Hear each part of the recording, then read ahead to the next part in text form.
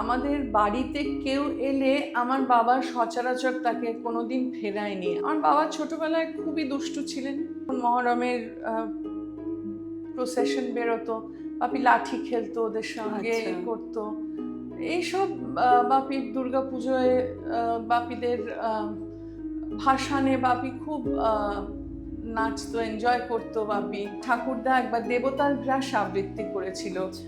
সেই দেবতার গ্রাস আমার বাবা লিখেছেন তার জীবনের শেষ দিন অবধি আমার বাবার কাছে থেকে যাবে। এটা সত্যজিৎ রায়ের কাছেই শিক্ষা। উনি কোনো ছবিকে ছোট বড়, এটা বাণিজ্যিক, এটা আর্ট ফিল্ম, এইভাবে উনি কোনোদিন দেখেননি। কিছু চরিত্র তো নিশ্চয়ই ওনার ভীষণ প্রিয় ছিল, যেমন যেমন অপু অপু তো অবশ্যই, হ্যাঁ। তারপরে সোনার কেল্লা, ফেলুদা। ফেলুদার চরিত্রগুলো। মিঠিল বাবু বিদেশ যাওয়ার জন্য আকুপাকু করবে না। তোমাদের দেশে এত সুন্দর জিনিস আছে, আমাদের দেশে দেখার মতো আছে, তোমরা এক জন্মে ভারতবর্ষ দেখে শেষ করতে পারবে না। ধর্মের উপর ভিত্তি করে এই যে মানুষে মানুষে ভেদাভেদ, উনি এটা কোনোদিন মানতে পারেননি। ছেলের অ্যাক্সিডেন্টের 1 মাসের মধ্যে, মানে 20 দিনের মাথায় আমাদের একটা শো ছিল। আমি বলেছিলাম যে তোরা ক্যান্সেল করে দে। ওরা বললো করবো না, তোকে করতেই হবে। আমাদের থিয়েটারে আমাদের মুখোমুখি দলের যে কর্ণধার বিলু দত্ত, সে জোর করে আমাকে বলে তুই যা পারিস কর। সত্যি আমি দেখলাম, আমি যখন মঞ্চে গেলাম অভিনয় করতে করতে আমি ভুলেই গিয়েছিলাম সবকিছু। শোয়ের ঠিক আগের দিন, সেদিন উনি আমাকে বলছেন আমি এতক্ষণে বুঝতে পারলাম তোমার ভিশনটা, and I must congratulate you. তখন আমি বললাম তুমি তো আমায় আগে বলোনি। বললেন যে না, তুমি এত জিনিস, এত তুমি মিউজিক দেখছো, কস্টিউম দেখছো, মেকআপ দেখছো, নাচ শেখাচ্ছ, অভিনয় শেখাচ্ছ, তোমাকে আমি বিরক্ত করতে চাইনি, কিন্তু আমি সত্যি বুঝতে পারছিলাম না তুমি কিভাবে জিনিসটাকে কনসিভ করছো। কিন্তু আমি এখন বুঝতে পেরে I have to congratulate you. দুম করে কোভিডটা হলো, দুম করে চলে গেলেন। আমি সবসময় ভাবতাম বাপি বোধহয় আরো অনেক দিন থাকবে, যাই বাড়ি গিয়ে বাপিকে বলবো যে আমি এটা করেছি। তারপরেই মনে হয় না, বাপি তো আর নেই। এটা আজ অব্দি মনে হয়। আমি ভেবেছিলাম, আমি সত্যি ভেবেছিলাম যে এটা হয়তো আমি অভ্যস্ত হয়ে যাব, যে ওনার না থাকাটা আমি সত্যি অভ্যস্ত হয়ে যাব, কিন্তু আমি কোনোদিন অভ্যস্ত হতে পারিনি, এখনো অবধি পারিনি। যে বাপি নেই সেটা অভ্যস্ত এখনো হতে পারিনি, মা নেই সেটা অভ্যস্ত হতে পারিনি।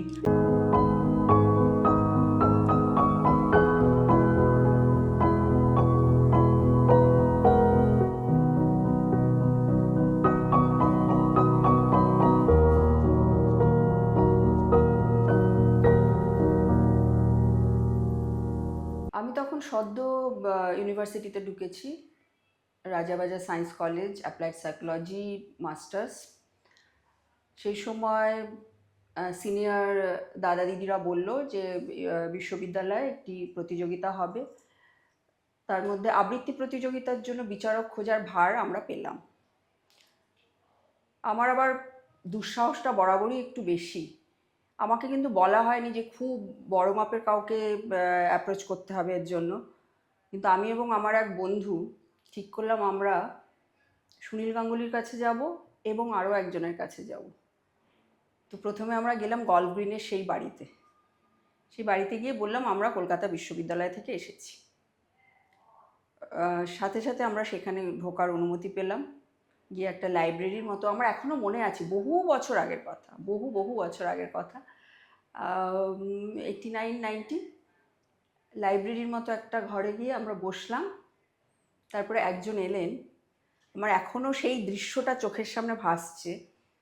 একটা টমেটো রঙের ওটাকে কি বলে, পুলোভার মতো একটা পরা কিছু, আর একটা ব্ল্যাক ট্রাউজার, মানে মুগ্ধ হয়ে তাকিয়ে থাকার মতো একজন মানুষ। তিনি এলেন, আমাদের সামনে বসলেন। আমরা তাকে বললাম আমাদের আসার কারণ। তার সময় ছিল না সেই দিনটাতে, বিশেষ করে সেই দিনটিতে, কিন্তু বিশ্ববিদ্যালয়ে পড়া দুজন ছাত্রী হঠাৎ আলটপকে তার বাড়িতে পৌঁছে গেল, তার সঙ্গে তার কাছে এরকম একখানা প্রস্তাব হাজির করলো। তিনি কিন্তু বিন্দুমাত্র বিরক্ত হলেন না, খুব ধৈর্য ধরে আমাদের কথা শুনলেন, আসতে পারলেন না সেটা আমাদের দুর্ভাগ্য। তারপর আমরা সুনীল গাঙ্গুলির বাড়িতেও গিয়েছিলাম, সেটা তো অন্য বিষয়। গল্ফ গ্রিনে যে বাড়িতে আমরা গিয়েছিলাম, তিনি বাংলার অহংকার, শ্রী সৌমিত্র চট্টোপাধ্যায়। আজ তিনি আমাদের মধ্যে নেই, কিন্তু তার স্মৃতি শুধু বলবো না, তার অস্তিত্ব বাঙালির অস্তিত্বের সঙ্গে মিশে আছে। আমরা আজ খুবই ভাগ্যবান যে আমরা তার কথা শুনবো, তার পরিবারের কথা শুনবো। নমস্কার, আজকে আমাদের সঙ্গে আছেন পৌলমী চট্টোপাধ্যায়, শ্রী সৌমিত্র চট্টোপাধ্যায়ের কন্যা। তাকে আলাদা করে পরিচয় করিয়ে দেবার কিচ্ছু নেই। নমস্কার পৌলমীদি, অনেক অনেক নমস্কার। ধন্যবাদ আমাদের এই ডাকে সাড়া দিয়ে আমাদের প্রোগ্রামে আসার জন্য। ধন্যবাদ দেওয়ার কিছু নেই, আমি খুব আনন্দের সঙ্গেই এসেছি। যে স্মৃতিটা আজকে আমি এখানে বললাম, সেটা আমার মানে খুব সযত্নে লালিত একটা স্মৃতি। ওই আমার প্রথম দেখা, ওই আমার শেষ দেখা, ওনাকে আর কখনো দেখার সৌভাগ্য আমার হয়নি। তো তাকে নিয়ে কথা তো আমরা বলবোই, কিন্তু আপনার কথা আগে শুনবো। আসলে আমার বাবা এমন একজন মানুষ ছিলেন, আমাদের বাড়িতে কেউ এলে আমার বাবা সচরাচর তাকে কোনোদিন ফেরায়নি। আমার সারা জীবনে আমি খুব কম দেখেছি যে কেউ চলে এসেছে আর আমার বাবা দেখা করেনি। সেটা আমি হয়তো সেই কাজটা হয়ে উঠতে পারিনি, যেমন তোমাদের ক্ষেত্রে বাপির ডেটের সময় সঙ্গে ছিল না। মেলেনি। হ্যাঁ, হ্যাঁ। কিন্তু উনি দেখা করেননি বা দুর্ব্যবহার করেছেন আমি কোনো দিন দেখিনি। উনি ভীষণই উনি খুব মানুষ ভালোবাসতেন, মানুষের সঙ্গে মানুষের ইন্টারাকশন, মানুষের ছোঁয়া, এগুলো উনি ভীষণ ভালোবাসতেন। আমরা তো সৌমিত্র চট্টোপাধ্যায়ের কর্মজীবন সম্পর্কে ওনার কাছ থেকেও শুনেছি, বহু সাক্ষাৎকার ওনার দেখেছি অনেক, কিন্তু আমার যেটা বিশেষভাবে জানতে ইচ্ছে করে ওনার ছেলেবেলাটা সম্পর্কে। ওনার ছেলেবেলা এটা বোধহয় সবাই জানে, উনি কৃষ্ণনগরে বেড়ে উঠেছিলেন। কৃষ্ণনগরে বছর 10-12 অবধি উনি ছিলেন, তারপর ওরা বারাসাতে যায়। আমার ঠাকুমা, আমার দাদু ট্রান্সফার হয়ে যায়, ওখানে চাকরি নিয়ে চলে যায় বারাসাতে। তো আমার বাবা আদ্যপান্ত একজন মফস্বলের ছেলে ছিলেন, এবং সেই মফস্বলের প্রতি ভালোবাসা আমার বাবার শেষ জীবন অবধি ছিল। আমার বাবা ছোটবেলায় খুবই দুষ্টু ছিলেন, আচ্ছা। খুবই দুরন্ত ছিলেন। আর যেহেতু আমার দাদু সারা সপ্তাহ কলকাতায় কাজ করতেন এবং সপ্তাহান্তে উনি বাড়ি ফিরতেন কৃষ্ণনগরে, আমার ঠাকুমার পক্ষে 4 ছেলে মেয়েকে হ্যান্ডেল করা খুব কষ্টকর হয়ে উঠতো।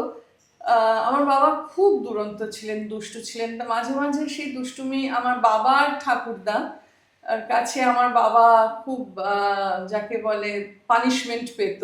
আচ্ছা। তো সেইটাই বাপি অনেক সময় কি করতেন, দৌড়ে চলে যেতেন, গিয়ে জলঙ্গি নদীর তীরে নৌকা বাঁধা থাকতো, দাদা বাপি আর বাপির বন্ধুরা সেই নৌকা নিয়ে ওপারে চলে গিয়ে কৃষকদের খেতে সেই চানা ছিল বা ছোলা ভুট্টা সেগুলো সব চুরি করে করে খেত। আবার কৃষকরা তেড়ে মারতে এলে আবার সেই নৌকায় লাফিয়ে দৌড়ে গিয়ে নৌকায় লাফিয়ে আবার নৌকো করে এই পারে চলে আসতো। তারপরে মানে এখনকার মতো সমাজটা, এখন সমাজ যেমন খুব পোলারাইজড হয়ে গেছে, তখন তো ছিল না। তো মহরমের সময় বাপি গিয়ে ওখানে, যখন মহরমের প্রসেশন বেরোতো, বাপি লাঠি খেলতো ওদের সঙ্গে, করতো এইসব। বাপির দুর্গাপুজোয় বাপিদের ভাসানে বাপি খুব নাচতো, এনজয় করতো বাপি। ওখানে ওদের সেই চল ছিল কৃষ্ণনগরের রাজবাড়িতে, ওরা যখন ভাসান হচ্ছে তখন একটা নীলকণ্ঠ পাখি খুলে ওরা খাঁচা থেকে ছেড়ে দিত, যাতে কৈলাসে গিয়ে শিবকে খবর দিতে পারে উমা আসছে। বাপি এইসব স্মৃতি আমাদের সঙ্গে খুব শেয়ার করেছেন। এবং ভাসানটা এত সুন্দর হতো, নৌকোর মধ্যে, দুটো নৌকোর মধ্যে পাটাতন দিয়ে দুর্গা ঠাকুরকে রাখা হতো, তারপর দুটো নৌকা দুদিকে সরে যেত আর প্রতিমা বিসর্জন হতো। ওটা বাপির কাছে, বাপি কোনোদিন সেটা ভুলতে পারেননি, ওই বিসর্জন, ওই সুন্দর ওই অ্যাটমসফিয়ার, ওই সময়টা। তো বাপির ছেলেবেলাটা সত্যি খুবই সুন্দর কেটেছে। যেরকম আর 5টা মধ্যবিত্ত বাড়ির ছেলে মেয়েরা থাকে, আমার বাপি সেইভাবেই তার ছেলেবেলাটা কাটিয়েছিলেন, আমাদেরও সেইভাবেই বড় করেছিলেন। আর ওনার সাহিত্যপ্রীতি বা কাব্যপ্রীতি এটা ঠিক কবে থেকে মানে সেটা কিভাবে বোধহয় ছোটবেলা থেকেই ওনার মধ্যে একটা এই বীজটা বপন হয়ে গিয়েছিল, কারণ আমার আম, ঠাকুমা ভীষণ মেধাবী ছিলেন। তখনকার দিনের বেথুন স্কুলে উনি পড়েছিলেন এবং স্কুলে সবসময় ফার্স্ট হতেন। আমার ঠাকুমার মা যখন পড়াশুনোর কোনো মানে মহিলাদের কোনো পড়াশুনো করানো হতো না, তখনকার দিনে উনি পাঠশালা থেকে সোনার মেডেল পেয়েছিলেন। আচ্ছা। আমার দাদুও খুব সাহিত্যপ্রীতি ছিল। তো আমার ঠাকুমা দাদুর বাড়িতে একটা খুব এই আবহাওয়াটা খুব ছিল। রেগুলার বসে কবিতা পাঠ হতো, নিজেদের মধ্যে গল্প পাঠ হতো, এবং আমার ঠাকুমা আমার যখন বাপি আমার জ্যাঠাকে ঘুম পাড়াতেন, বা আমার পিসি আমার কাকাকে, চার ভাই বোনকে কোনোদিন উনি গান করতে, উনি গান গাইতে পারতেন না, কিন্তু উনি প্রচুর কবিতা শুনিয়ে ঘুম পাড়াতেন। বেশিরভাগই ছিল শিশু থেকে বা শিশু ভোলানাথ থেকে। তো সেই থেকে বাপির মনের মধ্যে কবিতা প্রীতি জন্মায়, এবং একটা জায়গায় বাপির লেখা আছে, সেই লেখা থেকে আমরা জানতে পারি একবার এরকম ওদের যে সপ্তাহান্তে যখন ওনার বাবা বাড়ি আসতেন, একটা বলতে পারেন একটা ছোটখাটো সাহিত্যের আসর বসতো। তো সেই একটা আসরে উনি আমার দাদু, আমার ঠাকুরদা একবার দেবতার গ্রাস আবৃত্তি করেছিল। সেই দেবতার গ্রাস আমার বাবা লিখেছেন যে তার জীবনের শেষ দিন অবধি আমার বাবার কাছে থেকে যাবে, এবং সেই থেকেই সাহিত্যপ্রীতি শুরু। এবং কলেজে তারপর পড়তে পড়তে আমার বাবা বাংলা নিয়ে পড়াশুনো করেছেন, সুতরাং বাংলা চর্চা করতে গেলে তো বাংলা কবিতা বাংলা সাহিত্য তো আসবে। তো সেই থেকেই আমার বাবার কবিতা, খুব ছোট বয়স থেকে সাহিত্যের প্রতি ভালোবাসা। আর লেখা যে শুরু করলেন উনি, কবিতা লেখা, সেটা কি বড় বয়সে এসে না স্কুল কলেজের সময় থেকে শুরু করে দিয়েছিলেন? আচ্ছা, কিন্তু সামনে এসেছে বোধহয় ওটা অনেক পরে না? সামনে এসেছে অনেক পরে। ওনার প্রথম কাব্যগ্রন্থ জলপ্রপাতের ধারে দাঁড়াবো বলে, সেটা অনেক পরে এসেছে, কিন্তু কবিতা লেখা উনি তার আগে শুরু করে দিয়েছিলেন। আচ্ছা। আর ওরা ভাই বোন? 4 ভাই বোন আপনি বললেন। আর উনি কি মেজো বা এরকম? উনি মেজো ছেলে। আর আমি ওনার মায়ের সঙ্গে ওনার ছবি দেখেছি, খুব মায়ের সঙ্গে খুব মিল না চেহারা? আমার ঠাকুরদা ঠাকুমা মিলিয়ে, তবে হ্যাঁ ঠাকুমার দিকটাই বোধহয় বেশি।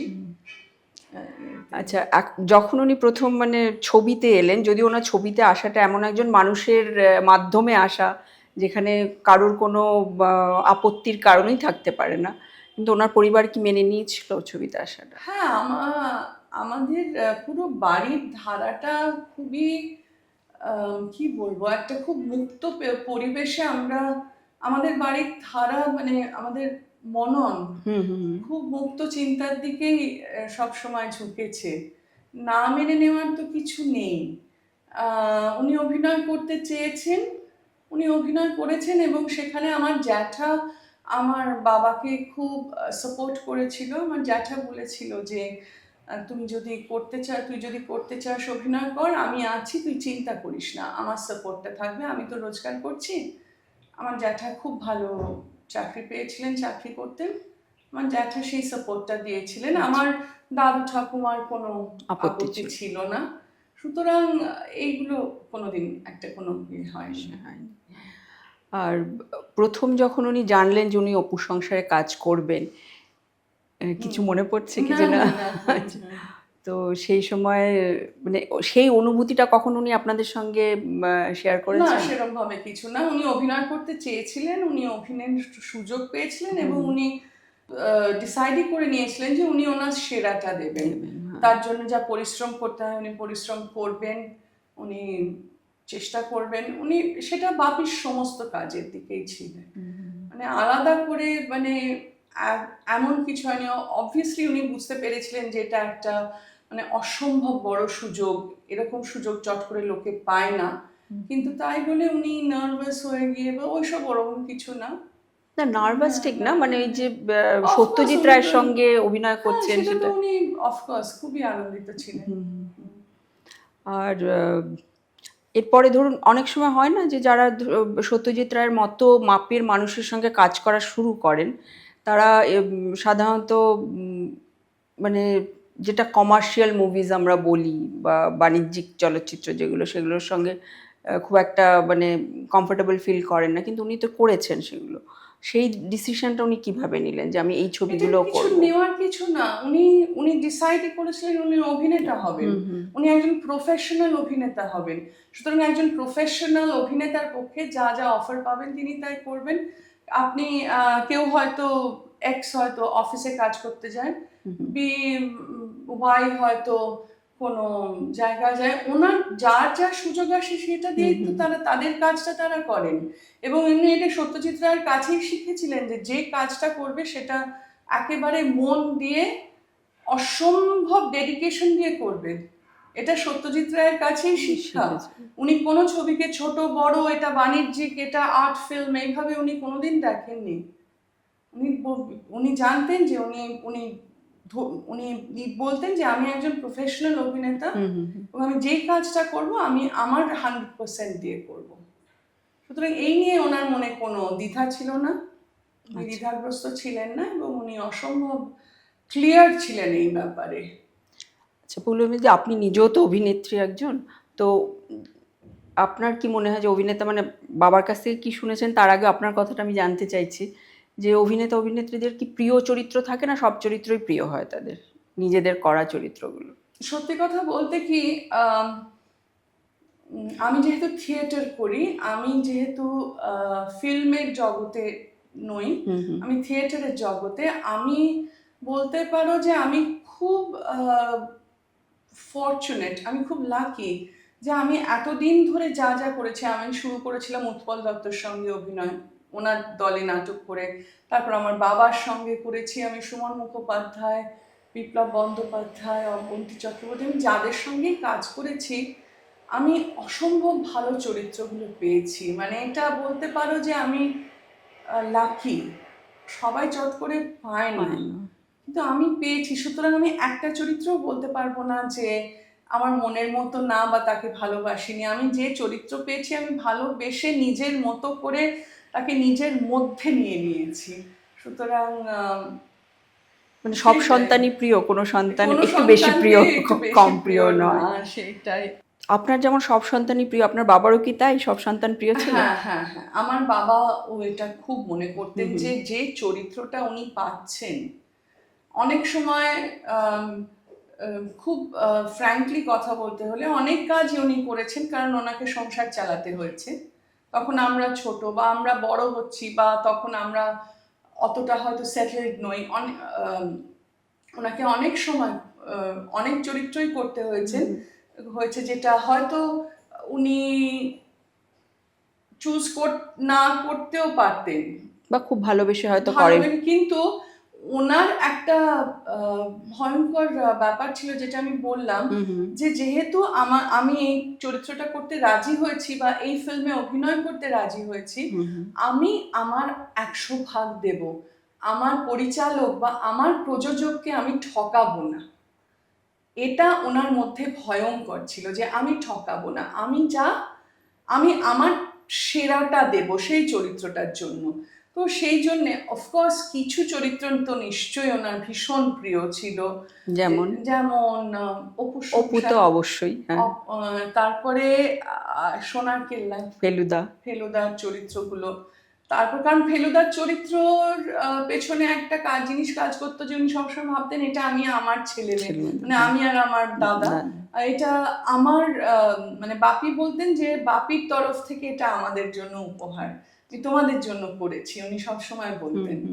তো সেটা, তারপরে সংসার সীমান্তে, দেখা, কোনি, গণদেবতা, তারপরে হ্যাঁ দেখা বললাম তো, হ্যাঁ এরকম আরো অনেক চরিত্র, চারুলতা, আচ্ছা হুইল চেয়ার, তপন সিনহার হুইল চেয়ার, তপন সিনহার আতঙ্ক, এরকম ঝিন্দের বন্দি, এরকম মানে প্রচুর সিনেমা আছে যেটা ওনার ভীষণ প্রিয় ছিল, মানে ভীষণ প্রিয়।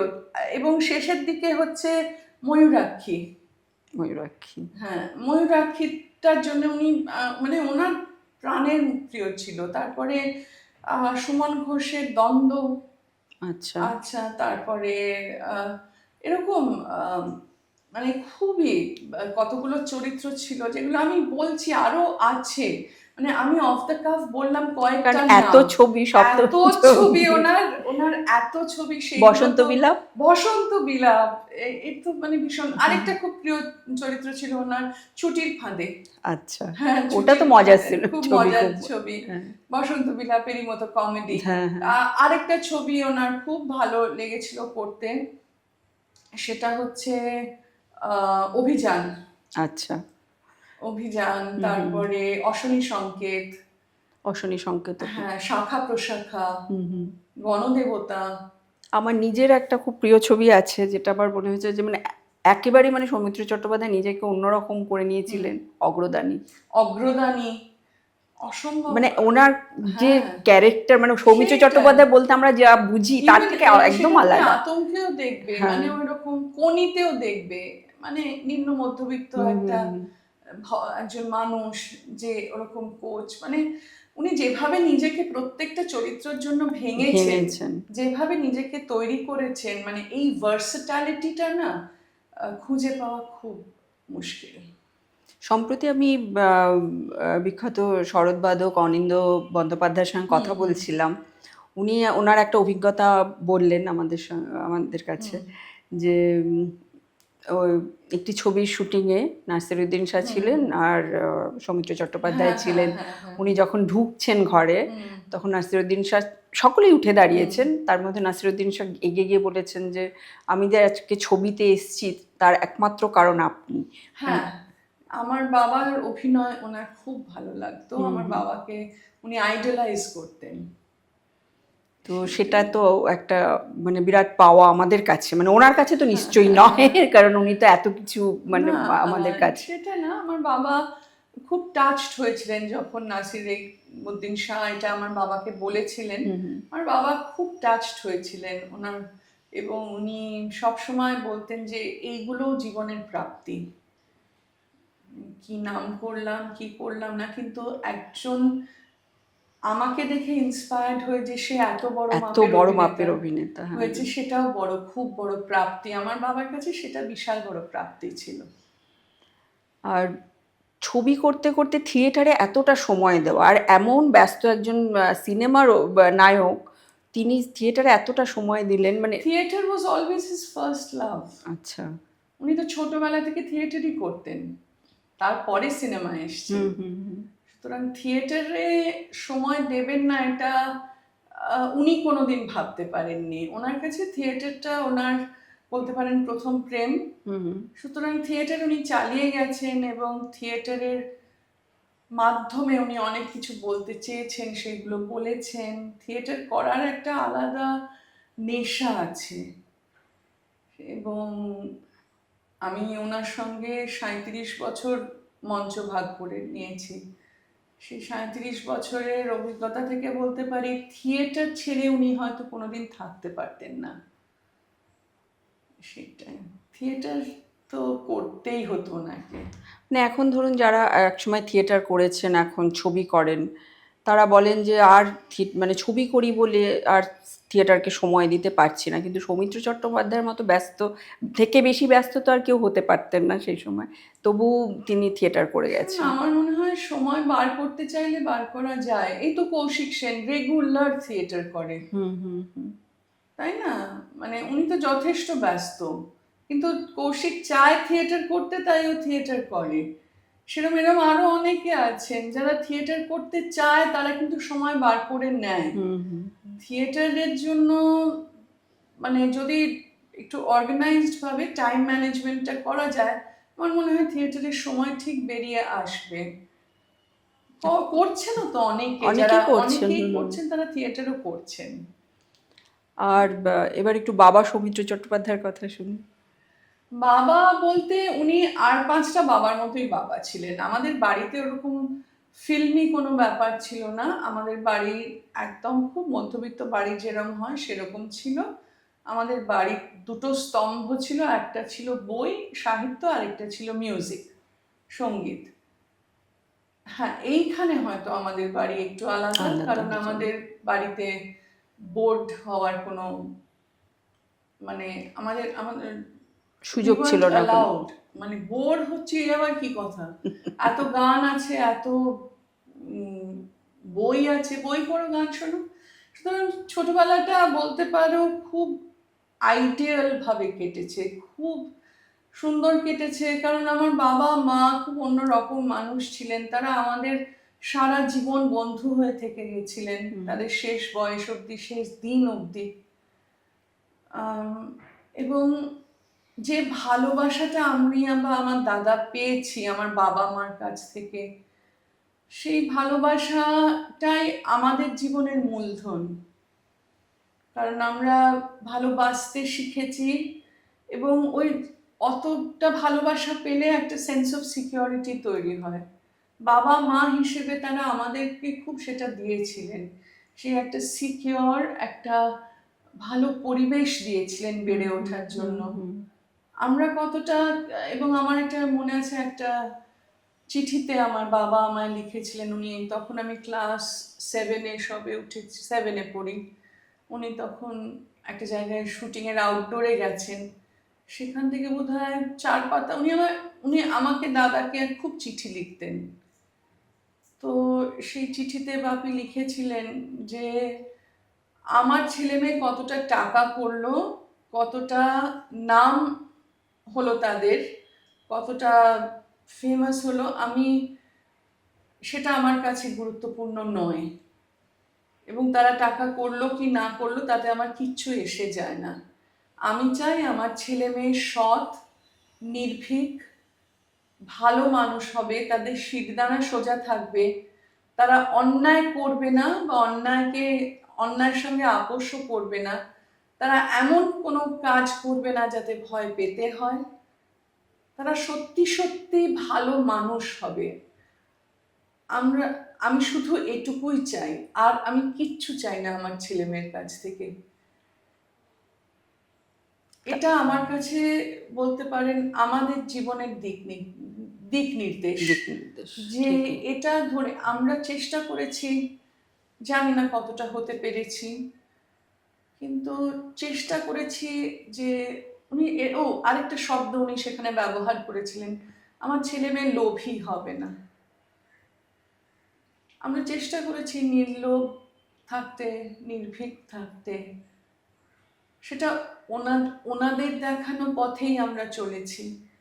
কতটা হতে পেরেছি জানি না, কিন্তু এটাই আমাদের জীবনের ফিলসফি, এটাই আমাদের জীবনের চলার প্রেরণা বলতে পারো। সুতরাং ছোটবেলাটা সত্যি এত সুন্দর কেটেছে, কলকাতার বাইরে যাওয়া, কলকাতার সবসময় আমার বাবা বলতেন যে মিটিল বুবু, আমার ডাকনাম মিটিল, আমার দাদার ডাকনাম বুবু, মিটিল বুবু বিদেশ যাওয়ার জন্য আকুপাকু করবে না, তোমাদের দেশে এত সুন্দর জিনিস আছে, আমাদের দেশে দেখার মতো আছে, তোমরা এক জন্মে ভারতবর্ষ দেখে শেষ করতে পারবে না, তোমাদের কোথাও ঘুরতে গেলে বড় হয়ে ভারতবর্ষের মধ্যে ঘুরো, ভারতবর্ষের সব এক একটা ট্রেজার্স আছে। এবং উনি বলতেন যে এত সুন্দর দেশ হয় না, সুতরাং ভারতবর্ষ ঘুরে দেখো, ভারতবর্ষের মানুষ দেখো, এবং ভারতবর্ষের মানুষকে ভালোবেসো।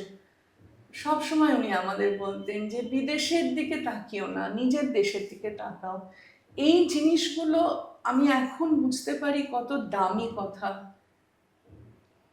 আচ্ছা, আপনার এখন কি মনে হয় যে এই যে ভারতবর্ষের মানুষকে ভালোবেসো, কখনো কোথাও কোনো আশাভঙ্গ হয়েছে দেশের মানুষের কাছ থেকে?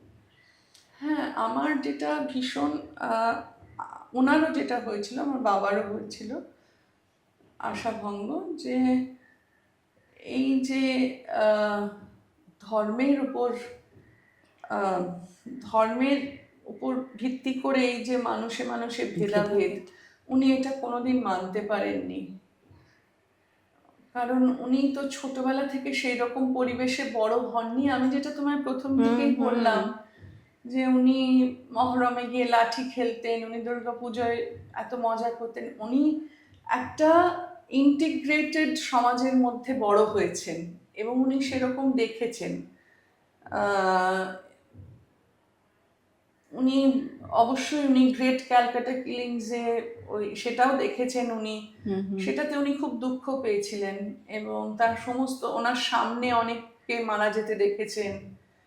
উনি অনেক কিছু দেখে বড় হয়েছেন, কারণ যেহেতু ওনার জন্ম 1935, ওনার চোখের সামনেই তো স্বাধীনতা এসেছে। হ্যাঁ, উনি অনেক কিছু দেখে বড় হয়েছিলেন, সেই জন্য উনি ভেবেছিলেন যে আর এরকম আমাদের দেশে হবে না। কিন্তু আমাদের দেশটাকে উনি দেখতে পেলেন যে ধীরে ধীরে এই অসম্ভব একটা এই মানে একটা বিশেষ ধর্মর মানে হঠাৎ একটা উত্থান এবং তার তার যে একটা ভীষণ আগ্রাসী চেহারা, উনি খুব দুঃখিত হয়েছিলেন, কষ্ট পেয়েছিলেন। এবং এই যে গৌরী লঙ্কেশ এনাদের মতো মানুষদের সাংবাদিক। যখন খুন করা হয়, বা যখন গুজরাটে এতগুলো রেপ হয় এবং রেপিস্টরা ছাড়া পেয়ে যায়, উনি খুব দুঃখ পেয়েছিলেন এই সমস্ত ব্যাপারে। মানে একটা টোটাল ম্যানিপুলেশন চলছে চারদিকে, না? মানে হ্যাঁ, উনি উনি এটা মানতে পারেননি কোনো দিন। এবং একজন, আমার মনে আছে একটি ঘটনা, তার ফ্রিজ খুলে আহ, তার সন্দেহ যে তার বাড়িতে গরুর মাংস আছে, এই সন্দেহে একজনকে পিটিয়ে মারা হয়েছিল। সেটা ভয়ঙ্কর, উনি ভীষণ বিচলিত হয়েছে। বিচলিত হয়েছিলেন, সেটাতে ভয়ঙ্কর রকম বিচলিত। তাই এই ভারতবর্ষ ওনার ভীষণ কষ্ট হয়েছিল এবং উনি বিশ্বাস করতেন যে ভারতবর্ষের সাধারণ মানুষ কিন্তু এরকম না, এক্স্যাক্টলি। এটা সম্পূর্ণ পরিকল্পিত একটা একটা এজেন্ডা, এটা ভোট এর এজেন্ডা। উনি এটা বিশ্বাস করতেন। উনি চাইতেন যে ভারতবর্ষের সাধারণ মানুষ যেমন মিলেমিশে থাকে প্রত্যেক গ্রামে, উনি সেটাতেই বিশ্বাস করতেন। উনি শেষ দিন অবধি সেটাই বিশ্বাস করেছিলেন যে সাধারণ মানুষ কিন্তু এটা চায় না, এই ধর্মের ভিত্তিতে এই ভেদাভেদ উনি চান না। আর উনি আরেকটাও খুব ওনার কাছে ভীষণ কষ্টের ছিল, এই যে দলিত বলে এখনো যে একটা সেগ্রিগেট করে রাখা হয়, বা দলিত বলে যে এখনো অনেক জায়গায়, পশ্চিমবঙ্গে অনেক কম, প্রায় নেই বললেই চলে, কিন্তু সেটা ওনার কাছে ভীষণ মানে তাদের আলাদা, সমাজ থেকে আলাদা করে রাখা। এই এই কুয়ো থেকে জল তুলতে পারবে না, এই এতে করতে পারবে না, সেটা উনি খুব ওনার কাছে ভয়ঙ্কর রকম বেদনার কারণ, বেদনাদায়ক ছিল এবং উনি এটা মানতে পারতেন না।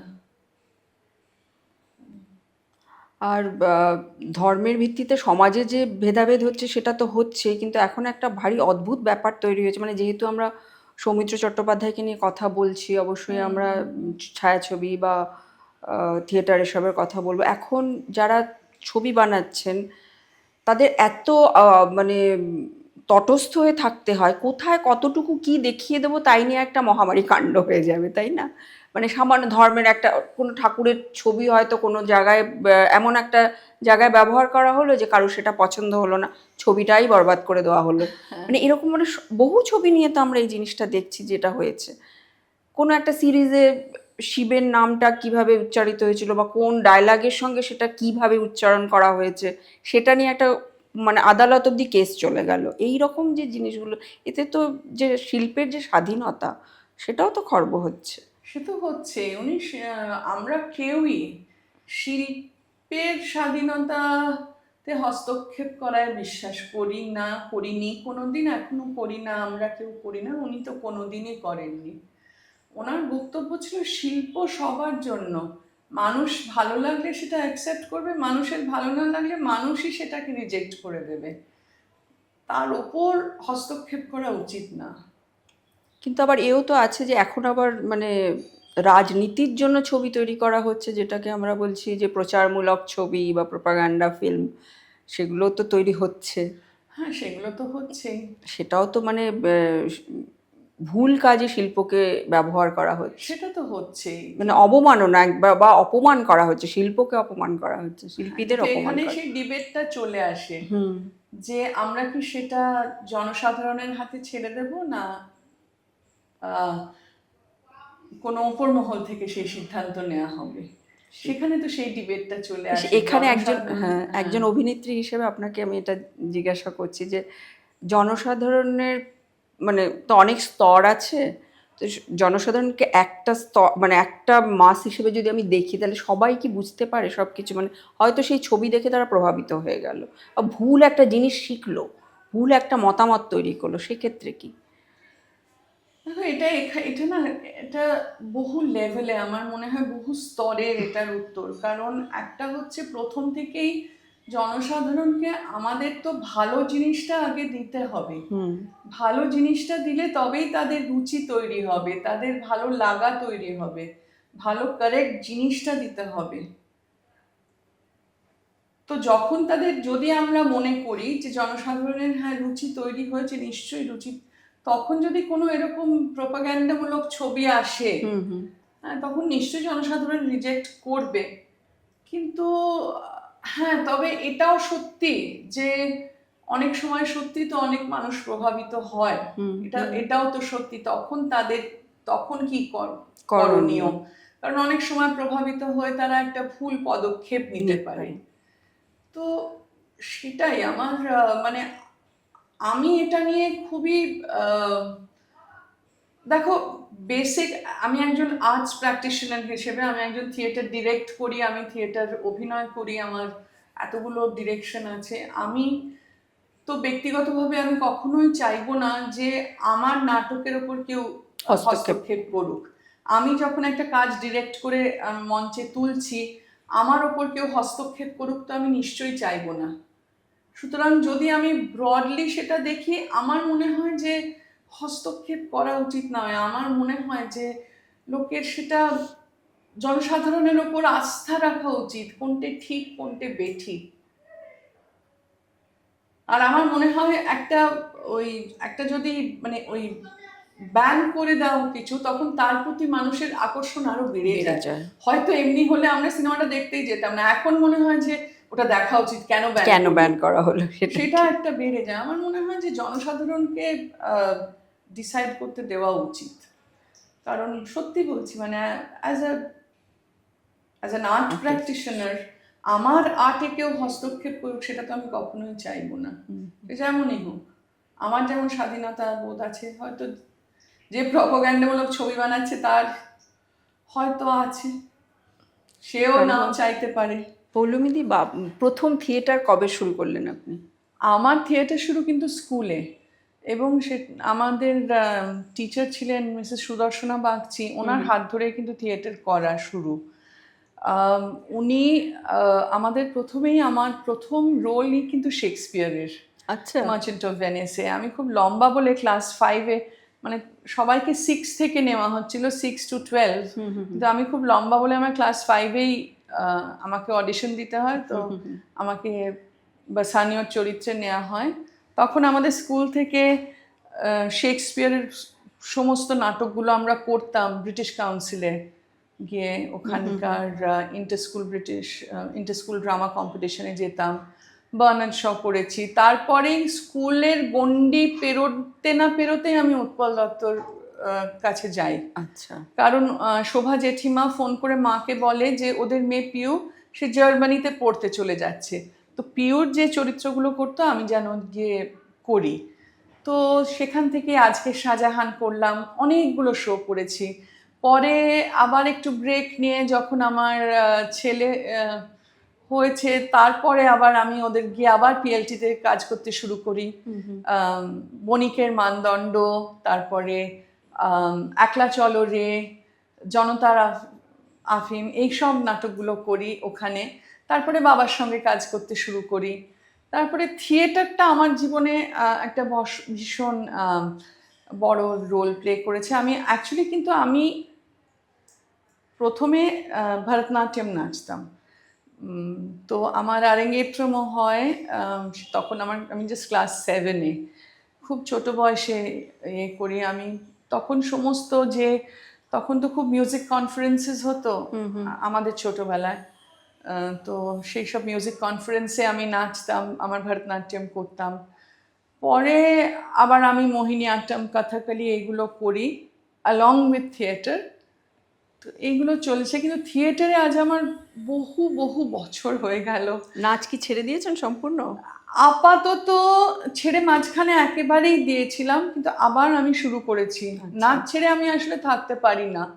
আমার নাচের প্রতি একটা অদ্ভুত অদ্ভুত কি বলবো, নাচ দেখলে বা নাচলে আমার যে শান্তি হয় বা স্বস্তি হয়, সেটা অন্য কিছুতে আমি পাই না। আমি আবার আমার মোহিনীআট্টম শুরু করে দিয়েছি। আচ্ছা। হ্যাঁ, তো শেখাননি কখনো কাউকে নাচ? হ্যাঁ হ্যাঁ, আমার একটা শিখিয়েছেন? পুরো স্কুল চলতো আনর্ত আচ্ছা। বলে, মানে বহু বছর সেই স্কুল চলেছে। আচ্ছা। একদম বহু বছর। আমার স্টুডেন্টরা এখন সব এদিক ওদিক চারিদিকে নাচছে, তারা নাচে, তারা নাচ শেখায় সব। তো সেই স্কুল বন্ধ করে দিলেন কেন? আমার ছেলের একটা যখন অ্যাক্সিডেন্ট হলো, ও আচ্ছা। 8 বছর আগে, আমি দেখলাম যে আমি অতগুলো জিনিস সামলাতে পারবো না। আর তখন আমার মানসিক অবস্থাও ছিল না কি করার। আমি থিয়েটারটা করতে চাইনি, কিন্তু আমার থিয়েটারের দল আমায় জোর করে তখন মঞ্চে তুলে দিয়েছিল। এবং ডিস্ট্রাকশনের জন্য হ্যাঁ, কিছুটা। এবং আমি তাদের কাছে খুব কৃতজ্ঞ। তারা জোর করে আমায় মানে আমার ছেলের অ্যাক্সিডেন্টের 1 মাসের মধ্যে, মানে 20 দিনের মাথায় আমাদের একটা শো ছিল। আমি বলেছিলাম যে তোরা ক্যান্সেল করে দে। ওরা বললো করবো না, তোকে করতেই হবে। আমাদের থিয়েটারে আমাদের মুখোমুখি দলের যে কর্ণধার বিলু দত্ত, সে জোর করে আমাকে বলে তুই যা পারিস কর। সত্যি আমি দেখলাম, আমি যখন মঞ্চে গেলাম অভিনয় করতে করতে আমি ভুলেই গিয়েছিলাম সব কিছু। সেইটা ছিল একটা আমার এসকেপ তখন। কিন্তু থিয়েটার আমি কোনোদিন ছাড়িনি। তাই বলতে পারো যে আমার মানে ঝড় ঝঞ্ঝা, মানে আমি বিধ্বস্ত হয়ে গেছি আমার বিশাল প্রতিকূলতার মধ্যেও আমি সবসময় থিয়েটার করেছি। থিয়েটার আমাকে বলতে পারো আশ্রয় দিয়েছে। থিয়েটার করতে গিয়ে আমি নিজেকে অনেক বেশি চিনেছি, নিজেকে বুঝতে পেরেছি, এবং সব থেকে বড় কথা একটা মনের জোর দিয়েছে, একটা লড়াই করার ক্ষমতা দিয়েছে আমার থিয়েটার। যখন ধরুন অন্য পরিচালকদের সঙ্গে কাজ করছেন, তখন বাবার কাছে এসে কখনো বলতেন যে এটা কিভাবে করব, ওটা কিভাবে করব? না, আমার বাবা না ভীষণ আমাদের স্পেস দিতেন। বাপি বলতেন তুমি যখন অন্য পরিচালকের সঙ্গে কাজ করছো, তার সঙ্গে মিলে মিশে চরিত্রটাকে নিজের মতো করে তৈরি করো, তার গাইডেন্স নাও, তার সঙ্গে তার সঙ্গে তোমার র্যাপো তৈরি করো। উনি একদম ইন্টারফিয়ার করতেন না, একেবারে না। আর আমিও ভীষণ স্বাধীনচেতা ছিলাম ছোটবেলা থেকে। এটা আমার মা আমাকে ওইভাবেই তৈরি করেছে। আমিও কারোর কখনো করি না, মানে যখন আমি অন্য কোনো ডিরেক্টরের সঙ্গে কাজ করেছি, আমি সবসময় তাদের দেখানো পথেই আমি চলেছি, এবং আমি সেটাতে বিশ্বাস করি, এবং আমি মনে করি সেটাতে চলেই আমার ভালো হয়েছে। কারণ সুপারি কিলার বলে একটি নাটক আমি করেছিলাম, ব্রাত্য বসুর লেখা, বিপ্লব বন্দ্যোপাধ্যায় পরিচালনা করেছিলেন নাটকটি। সেটা আমি ভাবতেই পারি না আমার বাবা আমাকে ওই নাটকে হেল্প করছে। কারণ ওটা কি বলবো, পরিচালক বা যে নির্দেশক, তার তো একটা দৃষ্টিভঙ্গি আছে। নির্দেশকই সব থেকে আগে পুরো পুরো ক্যানভাসটা দেখতে পায়, কিভাবে নাটকটা হবে, শুধু আমাকে না, চরিত্রকে না, পুরো নাটকটা কনসিভ করে আগে ডিরেক্টর। তার ছবির সঙ্গে আমার বাবার ছবি কেন মিলবে? তো মিলবে না, সে যেই হোক, মানে বিপ্লব বন্দ্যোপাধ্যায় হোক, সুমন মুখোপাধ্যায় হোক, অবন্তী চক্রবর্তী হোক, বা আমি যখন ডিরেক্ট করি আমি হই, আমার বাবার দৃষ্টিভঙ্গির সঙ্গে সেটা কেন মিলবে? নির্দেশনা করছে তো অন্য একজন। তাই আমি সব সময় নির্দেশক যা বলবে সেটা আমার কাছে বেদবাক্য। আমার বাবার নির্দেশনায় যখন কাজ করেছি তখন তার নির্দেশনা আমার কাছে বেদবাক্য ছিল, যখন আমি অন্যদের সঙ্গে কাজ করেছি তাদের নির্দেশনা আমার কাছে বেদবাক্য, কারণ তারাই তো কনসিভ করছে পুরো জায়গাটা। এবং আমি দেখেছি তাতে আমি ফল পেয়েছি, তাদের কথা শুনে চলে আমি চরিত্রটাকে ঠিক মতো তৈরি করতে পেরেছি। আমার বাবা জীবনে বলেনি, উনি ফার্স্ট ডে ফার্স্ট শো এসেছেন দেখতে, কোনো দিন একটা কথা জিজ্ঞেস করেননি, একবারই খালি বলে দিতেন, মিটিল পরিশ্রমের কোনো বিকল্প নেই, মিটিল পরিশ্রমের কোনো বিকল্প নেই, এটা বারবার বলতেন। উনি সবসময় মেনটেন করতেন জিনিয়াস ইজ 1% ইন্সপিরেশন, 99% পার্সপিরেশন। উনি বলতেন যে ঘাম ঝরালে তুমি 99% অবধি যেতে পারো, কিন্তু শুধু তুমি জিনিয়াস বলে 1% করলে তোমার বাকিটা কিচ্ছু হবে না। ওনার কাছে পরিশ্রমটাই ছিল আসল। উনি ভীষণ পরিশ্রমী মানুষ ছিলেন, উনি ভীষণ পরিশ্রমী অভিনেতা ছিলেন, উনি ভীষণ পরিশ্রমী নির্দেশক ছিলেন যখন উনি ডিরেক্ট করেছেন। সুতরাং উনি ইন্টারফেয়ার করতেন না। ধরো আমি ডিরেক্ট করেছি, আমি তো ওনাকে 3টে কাজে ডিরেক্ট করেছি, কালমৃগা, ফেরা, ঘটক বিদায়। উনি একদিনের জন্যে আমাকে বলেনি যে তুমি এটা এরকম কেন করছো, তুমি ওটা ওরকম কেন করছো, এটা এইভাবে করো, ওটা সেইভাবে করো, জীবনে না। চুপ করে থাকতেন উনি। কালমৃগা যেমন আমি যেভাবে কনসিভ করেছিলাম, যেভাবে ভিজুয়ালাইজ করেছিলাম, উনি প্রথম থেকে বুঝতে পারছিলেন না। তাও উনি যখন, এটাই হচ্ছে প্রফেশনাল অ্যাক্টর, উনি কথা দিয়েছেন, উনি ঠিক রিহার্সালে এসছেন, 5 মিনিট আগে এসছেন, কোনোদিন দেরি করে আসেননি, কোনোদিন রিহার্সাল থেকে বলেননি যে আমাকে আগে ছেড়ে দাও। কাজ করেছেন, সবার সঙ্গে মিশেছেন, বাচ্চা বাচ্চা মেয়েরা নাচছে, লাফাচ্ছে, ঝাঁপাচ্ছে, বাচ্চা বাচ্চা ছেলেরা অভিনয় করছে, তাদের সবাইকে নিয়ে কাজ করেছেন, কিন্তু কোনোদিন আমাকে বলেনি।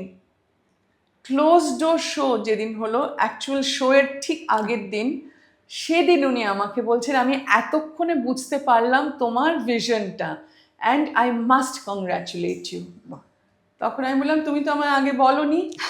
বললেন যে না, তুমি এত জিনিস, তুমি মিউজিক দেখছো, কস্টিউম দেখছো, মেকআপ দেখছো, নাচ শেখাচ্ছ, অভিনয় শেখাচ্ছ, তোমাকে আমি বিরক্ত করতে চাইনি, কিন্তু আমি সত্যি বুঝতে পারছিলাম না তুমি কিভাবে জিনিসটাকে কনসিভ করছো, কিন্তু আমি এখন বুঝতে পেরে I have to congratulate you. তো সেটা আমার কাছে বিশাল বড় প্রাপ্তি ছিল, এবং আমি এটা শিখলাম যে কখনো অন্যর কাজে হস্তক্ষেপ করা উচিত না। এটা একটা খুব বড়, এটা আমার বাবা বিশ্বাস করতেন যে অন্যের কাজে হস্তক্ষেপ করব না। দর্শক আছে, তারা দেখলে ভালোবাসবে, রিজেক্ট করলে রিজেক্ট করবে।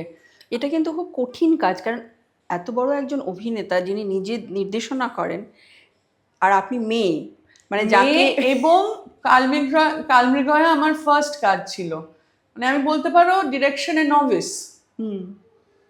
এটা বিশাল বড়, নিজেকে ধরে রাখা, হ্যাঁ, নিজের আগ বাড়িয়ে কথা না, অযাচিতভাবে না কথা বলা, এটা যে কত বড় একটা গুণ, একটা ট্রেনিং। এমনকি আমরা তো আজকাল অনেক বাবা মাকে দেখি কিভাবে খাবে, কিভাবে দাঁড়াবে, কিভাবে বসবে সেটাও বলে দেয়, মানে এমনি সাধারণ পরিবারের মধ্যে আর কি আমি বলছি, নাটকের কথা বলছি না। নাটক মানে আমাদের না, আমার দাদার বড় হওয়াতেও অনেক স্পেস ছিল, এবং কাজের জায়গা যেহেতু একটা পরিসরে আমার বাবার আর আমার কাজের জায়গা এক ছিল, সেখানেও খুব স্পেস ছিল। আমি সত্যি বলছি, এটা না আমার একটা খুব আক্ষেপ রয়ে গেছে যে আমি কোনোদিন বাপিকে বলা হলো না যে থ্যাংক ইউ, যে তুমি আমাকে ডানা মেলে উঠতে দিয়েছো, কোনোদিন আমার ডানা ছাঁটতে চাওনি। এটা কোনোদিন আমার থ্যাংক ইউটা বলা হলো না। বাপি এত দুম করে কোভিডটা হলো, দুম করে চলে গেলেন। আমি সবসময় ভাবতাম বাপি বোধহয় আরও অনেক দিন থাকবে, সবসময় ভেবেছিলাম। আমি ভাবতে পারিনি অত তাড়াতাড়ি কোভিড হবে আর বাপি চলে যাবে। বাপিকে বলাই হয়নি আমার। আপনার এখন কি মনে হয়, মানে ধরুন যতদিন উনি ছিলেন, সমস্ত যখন কোনো সংশয় হতো, কখনো কোনো দ্বিধা হতো, বলার মতো একজন মানুষ ছিলেন, একজন পরামর্শ, এখনো মনে হয় যে এই কথাটা গিয়ে বাপিকে বলি, এই কথাটা জিজ্ঞাসা করি? সব সময় মনে হয়, একটা কাজ করলাম, আমার সব সময় মনে হয় যাই বাড়ি গিয়ে বাপিকে বলবো যে আমি এটা করেছি, তারপরেই মনে হয় না বাপি তো আর নেই। এটা আজ অব্দি মনে হয়। আমি ভেবেছিলাম, আমি সত্যি ভেবেছিলাম যে এটা হয়তো আমি অভ্যস্ত হয়ে যাব, যে ওনার না থাকাটা আমি সত্যি অভ্যস্ত হয়ে যাব, কিন্তু আমি কোনোদিন অভ্যস্ত হতে পারিনি, এখনো অবধি পারিনি যে বাপি নেই, সেটা অভ্যস্ত এখনো হতে পারিনি, মা নেই সেটা অভ্যস্ত হতে পারিনি। আর এত তাড়াতাড়ি দুজনের চলে যাওয়াটা আরো বেশি হ্যাঁ, সাংঘাতিক। পরপর চলে গেল। মানে বাপি চলে যাওয়ার পর মার আর মানে দেখলাম যে মার আর বেঁচে থাকার ইচ্ছেটাই চলে গেল অদ্ভুত ভাবে। আর আপনি এত বেশি ওনাকে জড়িয়েছিলেন বা আমি আমার বাবা মাকে সত্যি খুব জড়িয়ে থাকতাম, মানে ওরা আমার খুব মরাল সাপোর্ট ছিল, খুব মরাল সাপোর্ট ছিল। খুব ওরা নিঃসঙ্গ লাগে এখন? হ্যাঁ খুবই লাগে, খুবই, মানে ওদের মতো বন্ধু পাওয়া ভাগ্যের ব্যাপার ছিল। এখন সত্যি নিঃসঙ্গ লাগে। আর এখন যে পৃথিবীটা তো হয়ে গেছে, আমারও তো অনেক বয়স হয়ে গেল, আমরা তো ওইভাবে বড় হইনি, আমাদের একটা অন্য জগৎ, আমি অন্য জেনারেশন একদম। তো সেই আমাদের বড় হওয়ার পৃথিবীটা তো সেই পৃথিবী তো আর নেই, একদম অন্যরকম একটা পৃথিবী। তার সঙ্গে লড়তে যুঝতে একটু তো লাগে। আর মা বাপি থাকলে সবসময় তাদের কাছ থেকে আমি বলতাম, জানো তো এটা হলো, জানো তো ওটা হলো। মা বকতো যে তুই ভীষণ মাথা গরম করে ফেলিস, বাপি বলতো মাথা ঠান্ডা করে ডিসিশন নাও। এখন আমি ভাবি যে মা বাপি থাকলে কি হতো বলতো, সেই ভেবে তারপর আমি একটা এখন স্টেপ নেওয়ার চেষ্টা করি, জানি না পারি কি না। কিন্তু ওদের বন্ধুতা বা ওদের গাইডেন্স বা ওদের এই যে থাকা, পাশে থাকাটা খুব মিস করি, খুব মিস করি। খুব একটা শূন্যতা তৈরি হয়েছে। কোনো ভালো বই পড়লে, একটা আমি রিসেন্টলি পড়লাম অরুন্ধতী রয়ের Mother Mary comes to me, ওনার যেটা লেটেস্ট বেরোলো, তো পড়েই প্রথমে মনে হলো উফ, বাপিকে এটা পড়াতে পারছি না। শুধু তো মানে জীবনের গাইডেন্স না, আমাদের অনেক তো মানে নতুন যা কিছু হচ্ছে বা কিছু হলে, বা একটা কোনো মিউজিক শুনলাম যেটা ভীষণ ভালো লাগলো, আমি বাপিকে এই গানটা শোনাতে পারলাম না, বাপিকে এই বইটা পড়াতে পারলাম না, বা একটা শাড়ি পরলে কোনো মাকে শাড়িটা দেখাতে পারলাম না। আর অভিনয়ের ক্ষেত্রে এটা আমার ভয়ঙ্কর একটা মানে অ্যান্টি ক্লাইম্যাক্স হয় যখন আমি স্টেজে উঠি, তার আগে অতটা হয় না, কারণ তখন একটা অ্যাড্রিনালিন কাজ করে, এবার মঞ্চে উঠবো, এবার অভিনয় করব। এবং যখন আমি অভিনয় করি তখন বিশ্বাস করো আমার মাথায় কিচ্ছু থাকে না, তখন ওই চরিত্রটা নিয়েই শুধু আমি থাকি, মানে ওটা একটা অন্য নেশা বলতে পারো, একটা অদ্ভুত জায়গায় ইয়ে হয়। কিন্তু যখন কার্টেনটা পড়ে, একটা না আমার মনের ভেতর একটা ধুম করে যেন কি একটা ভীষণ বড় ক্র্যাশ হয়, মনে হয় বাপি মা এই পারফরমেন্সটা দেখলো না। এটা একটা ভীষণ বেদনা। এটার সঙ্গে এখনো আমি না মানে ইয়ে করতে পারিনি, মানে I have not been able to আপোষ করতে পারিনি এটার সঙ্গে। I have not been able to come to terms with this, যে আমি বাপি মাকে দেখাতে পারছি না আমি কি কাজ করছি, আমি কিরকম ভাবে চলছি, আমি কতটা শক্ত আমি যাই হোক, আমি বাপি মাকে দেখাতে পারছি না, এটা ভীষণ কষ্ট হয় জানো। পল্লমীদা, আমার যেটা মনে হয় এখানে এইভাবেই হয়তো ভাবতে হবে যে পৃথিবীতে ক্লেদের পরিমাণ এত বেড়ে যাচ্ছে, এই পবিত্র মানুষগুলো চলে গিয়ে যেন ভালোই হয়েছে, কারণ এই ক্লেদের সঙ্গে তাদের ঠিক মানায় না। না সত্যি মানায় না। একটু অন্য কথা বলি এবার, যে সৌমিত্র চট্টোপাধ্যায়ের পরিবার মানে সত্যজিৎ রায়ের পরিবারও। তো সত্যজিৎ রায়ের সঙ্গে আপনার প্রথম কথা বলা, দেখা হওয়া কিছু মনে আছে? হ্যাঁ হ্যাঁ, আমাদের না রবিবার করে বাপি ওনার বাড়ি যেতেন, যদি কাজ না থাকতো, মানে মানে যদি অন্য বাপির শুটিং এর তো রবিবার উনি রাখতেন না, বাপি সকালবেলা যেতেন, মাঝে মাঝে আমাকে দাদাকে নিয়ে যেতেন। মাঝে মাঝে নিয়ে যেতেন। তখন মানে মানিক জেঠু আমাদের জীবনে একজন, সেটা জন্ম থেকেই আমি জানতাম। এবং ওনার মতো মানুষ, ওনার মতো বড় মাপের মানুষ আমাদের ছোট বাচ্চাদের সঙ্গে কি সুন্দর করে কথা বলতেন। মানে আমাদের একটা দেখবে টেন্ডেন্সি আছে যে বাচ্চা হলে ও মা কি আতো তুতু ওরকম করি, ওরকম না, আধো আধো করে কথা আধো বলে। আধো করে কথা বলে। উনি কিন্তু পরিষ্কার, যেরকম উনি ধরো তোমার সঙ্গে কথা বলবেন সেরকম ছোট বাচ্চার সঙ্গেও কথা বলতেন, যেটা খুব অসম্ভব ভালো লাগতো। এবং উনি খুব ধৈর্য ছিল বাচ্চাদের নিয়ে। তাই আমার মনে হয় যে উনি বাচ্চাদের এত ভালো বুঝতেন। তাই দেখবে ওনার সিনেমায় বাচ্চাদেরা কি অসম্ভব ভালো, সব বাচ্চাদের চরিত্র, পারফরমেন্স গুলো উনি ভীষণ ভালো ছিলেন। মানে তারপর উনি তো আমার নাচ সম্বন্ধে খুব আগ্রহী ছিলেন। আচ্ছা, উনি আমার নাচ সব সময় খোঁজ নিতেন, আমি কত দূর করছি, কি করছি। এবং আমার আরেঙ্গেত্রমে, তখন আমি ক্লাস 7-এ, আরেঙ্গেত্রম হচ্ছে প্রথম বলতে পারো রঙ্গপ্রবেশ, যখন প্রথম প্রফেশনাল হয় কেউ। তো ভরতনাট্যমে এটা আছে যে নৃত্যশিল্পীকে একজন সমাজের কোনো মান্যগণ্য ব্যক্তি তাকে প্রেজেন্ট করে। সেক্ষেত্রে আমার গুরু যখন বললেন আমাদের বাবা মাকে যে কে ওকে মানে একজন কোনো এমন লোক চাই যে আসবেন যে নিয়ে, তখন আমার বাবা মা বললেন কেন সত্যজিৎ বাবু, উনি ছাড়া তো আমরা কাউকে ভাবতেই পারি না, ভাবা যায় না। তো উনি এসেছিলেন একাডেমি অফ ফাইন আর্টসে, আমার প্রথম মানে সোলো পারফরমেন্স। তখন আমি 12 বছর বয়স, ক্লাস 7, এবং আমি 2.5 ঘন্টা নেচেছিলাম সোলো। এবং উনি পুরো 2.5 ঘন্টা উনি ছিলেন, উনি দেখেছিলেন এবং উনি বলেছিলেন যে এত এইরকম আমি সত্যিই দেখিনি কোনোদিন উনি। এবং উনি সবসময়, আমার দাদা ভায়োলিন বাজাতেন, আমার দাদাকে উপেন্দ্র কিশোর রায়চৌধুরীর ভায়োলিন দিয়েছিলেন। এবং উনি আমাদের এই নাচ আর ভায়োলিন উনি খুব মানে খোঁজ রাখতেন, উনি ফলো করতেন, কোথায় যাচ্ছি, কীরকম নাচছি, কতটা এগোলাম, উনি ভীষণ ছিলেন। সুতরাং ওনাকে আমরা সত্যি খুব অনেকটা পেয়েছি। আর এই চলচ্চিত্র জগতের যে বিভিন্ন পরিবার, এই সত্যজিৎ রায়ের পরিবার ছাড়া আর কোন পরিবারের সঙ্গে আপনাদের খুব ঘনিষ্ঠ সম্পর্ক ছিল? বাপির চলচ্চিত্র জগতের সঙ্গে লোকজনের সঙ্গে বাপি খুব একটা উঠতো বসতো না।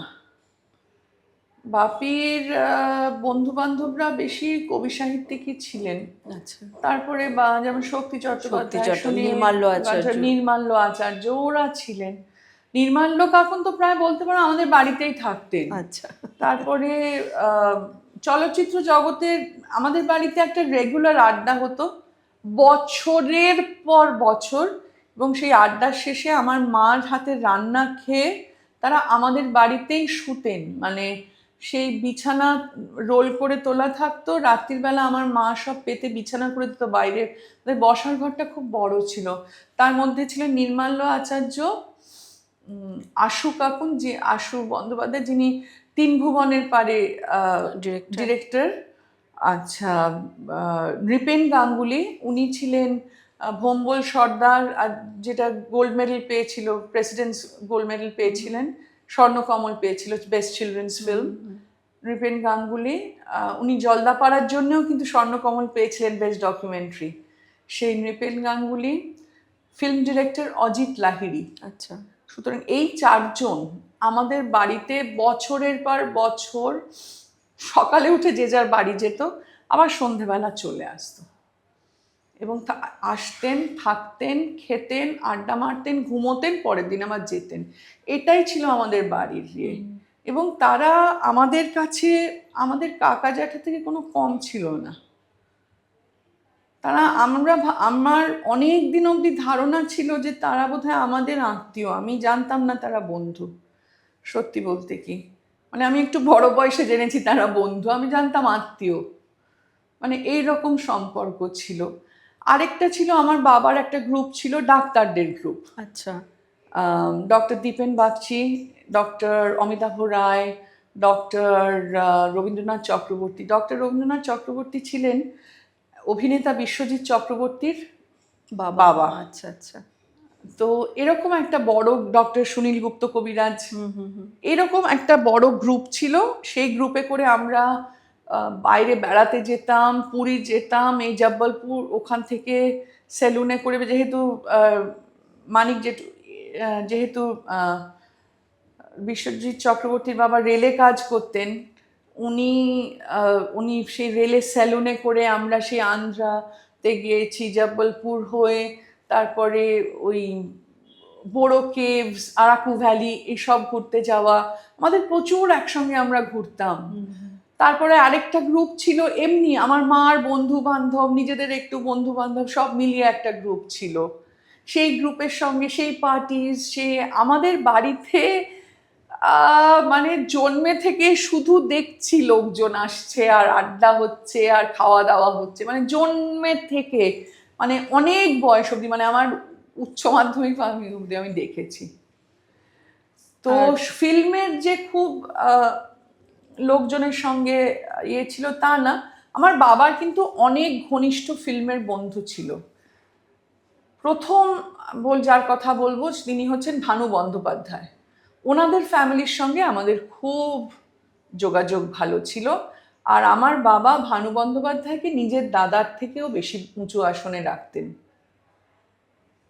কিছুদিন আগে গৌতমদার সঙ্গে কথা হচ্ছিল, গৌতমদা বলছিলেন যে সৌমিত্র কাকুই বলতেন, হ্যাঁ, সৌমিত্র হুলু কাকু, আমাদের সামনে বলছিলেন সৌমিত্র কাকু। তো উনি এমন একজন মানুষ যে ওনাকে যে কোনো মানে সাধারণ মানুষ, একেবারে সাধারণ মানুষ যাদের সাধারণ জীবিকা আছে, তাদের সঙ্গে বসিয়ে দিলে উনি ঘন্টার পর ঘন্টা কথা বলে যাবেন। একদম বিশ্ববিদ্যালয়ের ভাইস চ্যান্সেলরের সঙ্গে বসিয়ে দিলে উনি ঘন্টার পর ঘন্টা কথা বলে যাবেন।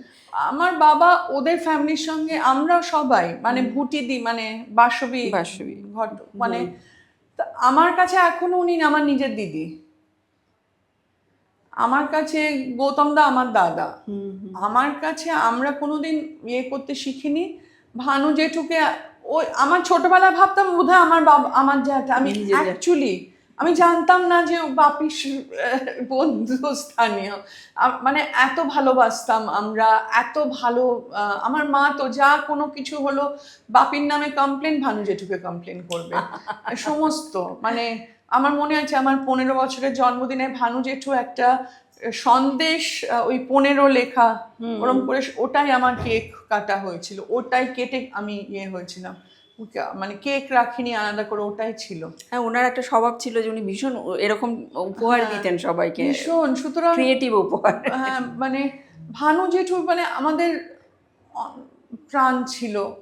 বাপির এরা খুব বন্ধু ছিল। পিকে ব্যানার্জি, আচ্ছা, ওরা খুব মানে ফ্যামিলি গতভাবে এরা খুব বন্ধু ছিল। তুমি ইস্ট বেঙ্গল না মোহনবাগান কি সাপোর্টার? আমার বাবা যেই দলে পিকে কাকু খেলবে আমার বাবা সেই দল। এক বছর পিকে কাকু মোহামেডান গিয়েছিল, আমার বাবা মোহামেডান স্পোর্টিং, ওরকম হয়েছিল। তো আর বাপি পরিষ্কার বলতো, বাপিকে যদি কেউ জিজ্ঞেস করতো কোন দল, বাপি জিজ্ঞেস করতো পিকে এবার কোন দলে খেলছে, আমি সেই দল। পিকে কোন দল কোচ করছে, আমি সেই দল। মানে বাপি একদম পরিষ্কার ছিল। তো এরকম অপর্ণা সেনদের সঙ্গে খুব ইয়ে ছিল। দিলীপ মুখার্জি বলে একজন যাত্রীকের ছিলেন যিনি, দিলীপ রায়, ওরা খুব বন্ধু ছিল। দিলীপ রায় অভিনেতা দিলীপ রায়, তার খুব বন্ধু ছিল। আচ্ছা। তারপরে রবি ঘোষ, অনুপ জেঠু মানে অনুপ কুমার, এরা খুব বন্ধু ছিল। আর সেই চিরন্তন যে মানে ডুয়েল যেটাকে বলে উত্তম কুমার আর সৌমিত্র চট্টোপাধ্যায় নিয়ে যেটা চলে, এটা না এই বাঙালির এই বাইনারি, আমি অন্তত একদম মানে এটাতে আমার কাছে ভীষণ হাস্যকর লাগে, বোকা বোকা লাগে আমার। মানে সৌমিত্রকে ভালো বললে কি উত্তমকে ভালো বলা যাবে না?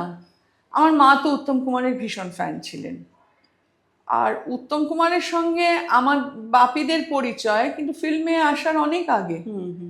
উত্তম কুমার উনি আমার পিসেমশাইয়ের খুব বন্ধু ছিলেন। রঞ্জিত সিনহা, আমার পিসেমশাই মোহনবাগানে খেলতেন ফুটবল। রঞ্জিত সিনহা ফুটবলার, তো পিসেমশাইয়ের ভীষণ বন্ধু ছিলেন, সব ওই ভবানীপুর ওই ইয়েতে। আর তো আমার পিসির যখন বিয়ে হয় তখন উত্তম কুমার বরযাত্রী হয়ে এসছিলেন, সেই থেকে ওদের আলাপ পরিচয়, বুঝেছো? সুতরাং ওটা খুব পারিবারিক ছিল সম্পর্কটা। আর আমার বাপিমার বিয়েতে তো উত্তম কুমার, তরুণ কুমার সবাই এসছেন, গৌরী দেবী, এখনো ছবি আছে আমার ওই বিয়েতে। তো সবাই এসছে, সবার সঙ্গে ছবি আছে বিয়েতে, মানে ভীষণই পারিবারিক একটা সম্পর্ক ছিল। কোনো কিছু হলে মানে আমার বাবাকে উত্তম কুমার রাত্রির 11টাও ডেকে পাঠিয়েছে, 11:30টায় ডেকে পাঠিয়েছে যে তুই এক্ষুনি ময়রা স্ট্রিটে চলে আয়, কোনো একটা কিছু হয়েছে, আমরা জানি না কি, কিন্তু আমার বাবা চলে গেছে অত রাত্রির বেলা, 2টোর সময় ফিরেছে। আমার বাবার সঙ্গে এরকম সম্পর্কটা খুবই ভালো ছিল। আর আমাদের বাড়িতে কোনোদিন ওই বাইনারি শেখানো হয়নি।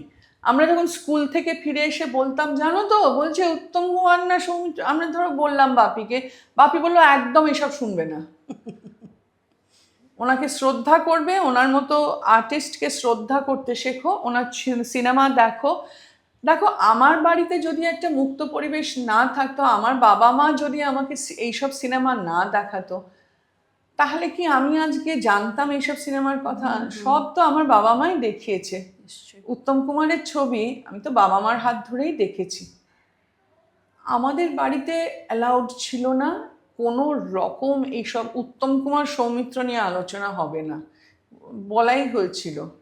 ঋত্বিক ঘটক, সত্যজিৎ, মৃণা এসব করবে না, সবার ছবি দেখবে, সবার ছবি দেখবে, সবাইকে পারলে শ্রদ্ধা করবে, কারণ তুমি তো ওই জায়গায় পৌঁছাওনি এখনো, আর পৌঁছবেও না, এরকম করে বলতো আমার বাবা মা, যে তুমি।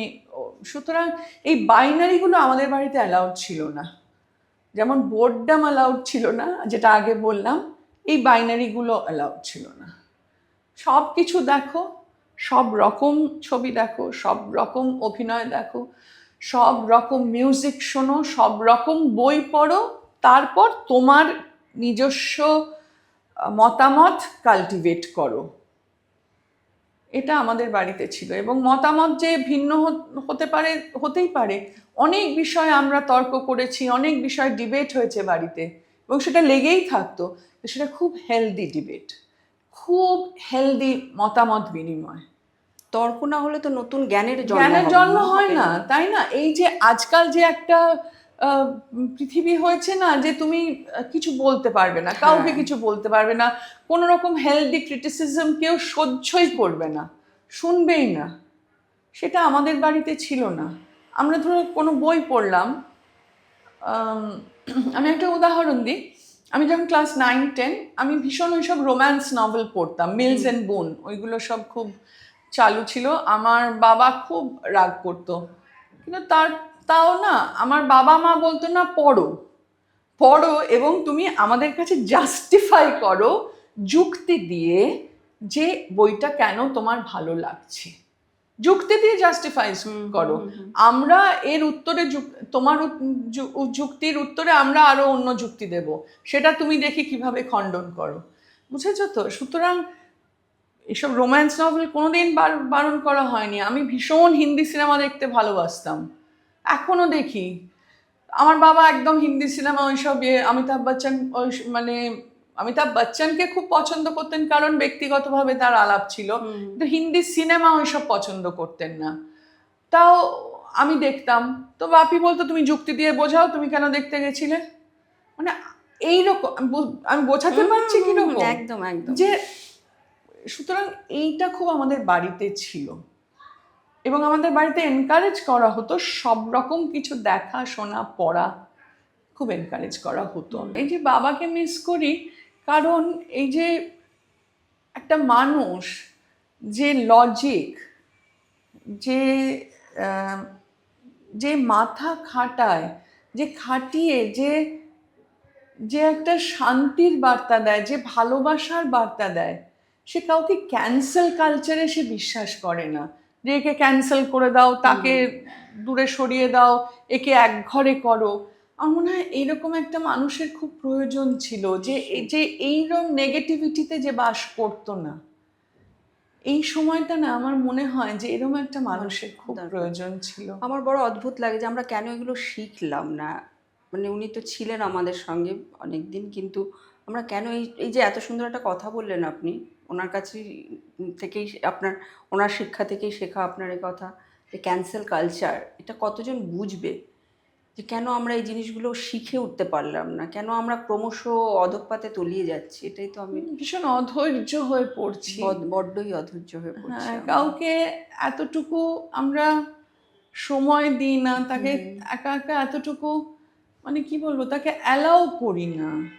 মানে পান থেকে চুন খসলো কি না খসলো, একটা বিশাল কিছু হয়ে গেল। এটা অদ্ভুত। আমি জানি না তুমি নোটিস করেছো কিনা, এটা হ্যাঁ আমি হ্যাঁ চারিদিকে দেখি। ভীষণই নোটিস করেছি, এবং সেগুলো বড় মানে চিন্তার বিষয়। যে আমার সবচেয়ে বেশি যেটা কষ্ট হয় ভাবলে, যে আমাদের না হয় অনেকগুলো দিন চলে গেছে, অনেকগুলো বছর আমরা পেরিয়ে এসেছি, আর কয়েক বছর হয়তো তারপর আমরাও চলে যাব, হ্যাঁ, কিন্তু যারা রয়ে যাবে তাদের জন্য আমরা কি রেখে যাচ্ছি? সেটাই, কি রেখে যাচ্ছি তাদের জন্য। এই যে সোশ্যাল মিডিয়ার এত বিশাল একটা, মানে আমাদের ছেয়ে রেখেছে, মানে আচ্ছন্ন করে রেখেছে সোশ্যাল মিডিয়া। আমি তোমার একটা বলি, একটা চিঠিতে আমার বাবা, বললাম না আমার বাবা আমাদের খুব চিঠি লিখতো, একটা চিঠিতে আমার বাবা লিখলো যে মিটিল, তুমি 16 বছরে পা দিয়েছো, আমাদের বন্ধুত্ব আরো দৃঢ় হলো, তোমার সঙ্গে আমার অনেক কথা আছে, তাই আমি তোমার এই চিঠিটা লিখছি। কারণ আজকাল তুমি বেশিরভাগ সময় তোমার রেকর্ড প্লেয়ারে তুমি আচ্ছন্ন হয়ে থাকো।